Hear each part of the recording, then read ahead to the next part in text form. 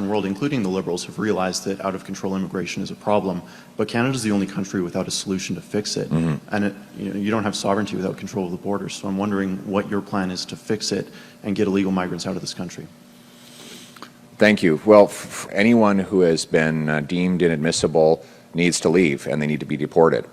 Anyone who commits a crime while they're in Canada, they need to be immediately detained, and when their detention is complete, they need to be deported from the country. We need to track down the roughly 600 criminals that the Liberals have lost track of.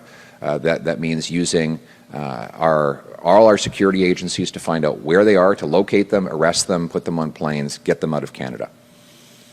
We need to make it clear that anyone who commits a hate crime or an act of violence against an identifiable group should be, that is not a citizen and not a permanent resident, needs to be deported from this country. We need to get rid of the incentives for people to come here that are not real refugees. So we need a review of all the benefits that go to people who come as asylum claimants to make sure they're not getting more benefits than Canadian taxpayers get. And those that arrive last should be their cases should be treated first, so that they know that they'll be leaving quickly. That will get the message back to the country of origin that if you come to Canada and you're not a real refugee, your case will be heard in a few weeks and you'll be back in your own country. That would, right now, there's the opposite incentive.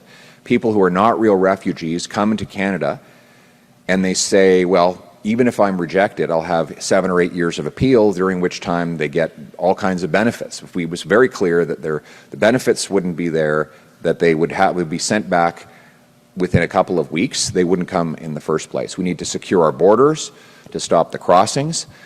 And more broadly on immigration, we need to bring way down the numbers of international students, of temporary foreign workers, that are flooding our markets with low-wage labor. The big corporations love it because they can drive down wages for Canadian youth who are facing unprecedented unemployment. The temporary foreign worker program was not meant to drive down wages. It was meant to fill jobs that Canadians could not or would not do, particularly in agriculture. Now it's just become a full-purpose thing that Starbucks or anyone else can use to drive wages down. If they're having a hard time getting Canadian youth working, what they need to do is raise wages. So we need to cut back on the temporary foreign worker program.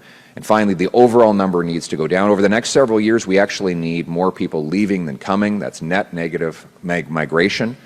And so that's what I've said. We've got these millions of people whose visas are going to come up. When their visas run out, they're not eligible to stay. They need to be told to leave, and if they don't leave, then obviously they need to be deported, and that will allow us our housing, health care, and jobs to catch up with the number of people in our country. Thank you.